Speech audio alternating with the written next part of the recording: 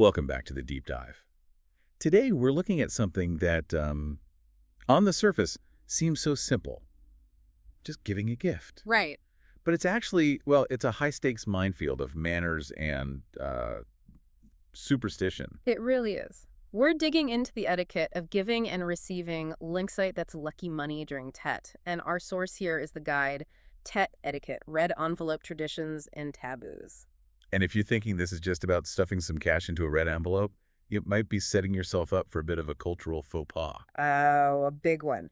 The source is so clear on this. This is not a financial transaction. It's a ritual. It's a transfer of luck. So the how you do it matters way more than the how much. Infinitely more. Okay, so our mission today is to decode all that symbolism so you don't, accidentally curse your family while you're trying to wish them well. Yeah, exactly. So let's start with the money itself. I think most people get that you need new, crisp bills, but this whole numbers game is where it gets really specific. It's like a logic puzzle, you're right. The guide points to one absolute taboo, the number 4. Right, because in Vietnamese, and I think in Chinese culture too, the word for four sounds a lot like the word for death. That's the one. That's the connection. So handing someone, say, 4 bills or an amount like 40 or 400, it's like you're handing them a bad omen.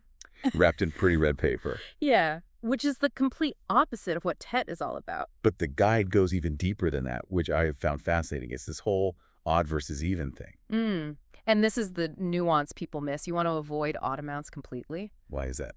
In the context of Tet, odd numbers sort of represent incompleteness or being alone. Whereas Yeah. even numbers, they represent pairs, couples, Yeah. a sense of fullness. You got it. You're wishing the person a full year. So keeping the amount even is, a subtle way of encoding that good wish into the gift.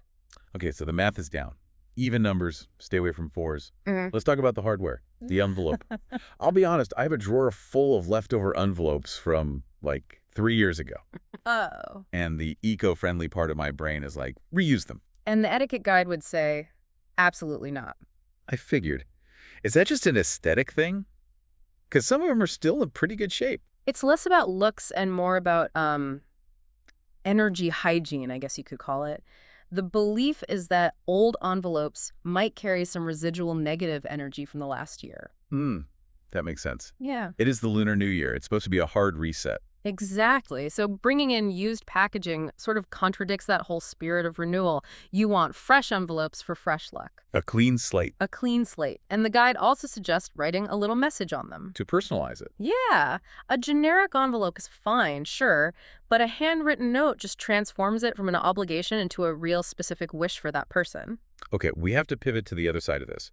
We've covered giving, but I feel like the biggest potential for embarrassment is actually on the receiving end. Oh, without a doubt. If you are handed a red envelope, there is one cardinal sin you just have to avoid. Which is the exact opposite of what we do in the West, right?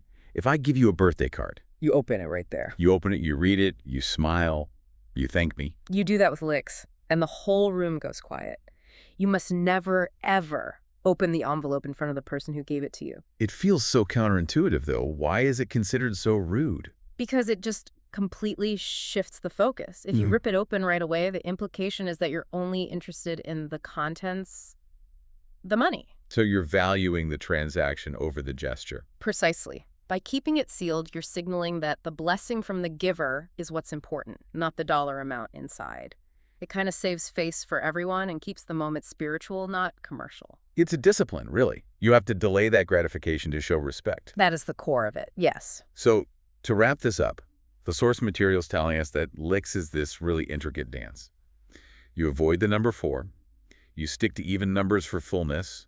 You use new envelopes for new luck. And whatever you do, you wait until you're alone to see what's inside. It is all about mindfulness. The details are what create the atmosphere of respect. And that kind of brings us to a final thought to chew on. We live in such an unboxing culture now. We rip things open the second we get them. We do, and this tradition really challenges that. It makes me wonder if opening a gift immediately signals a focus on the material stuff, in what other parts of our relationships might a little bit of mystery or just delaying our reaction actually show a deeper appreciation for the people around us. Something to consider the next time you're handed a gift. Thanks for listening to this deep dive into Tet etiquette. We'll catch you next time.